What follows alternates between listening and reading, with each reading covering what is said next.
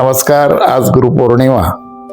खरं पाहता ज्या गुरुने आपल्याला शिकवलं, पहिले म्हणजे जन्मदाते आई वडील, त्यानंतर शिक्षण देणारे गुरुवर्य, आणि जे सामाजिक राजकीय जीवनामध्ये आम्हाला ज्यांनी नेहमी सातत्याने प्रयत्न केला असे आमचे लोकनेते गणेशजी नाईक साहेब.